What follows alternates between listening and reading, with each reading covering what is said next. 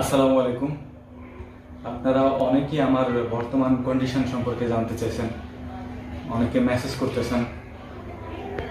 আমি আসলে আমার পরিস্থিতি বলার মতো কোনো ভাষা আমার কাছে নাই আর কি। আমি এত পরিমাণে অসুস্থ। অনেকে হয়তো জানেন যে আমার প্রথমে ডেঙ্গু হয়েছিল। ডেঙ্গু হওয়ার পরে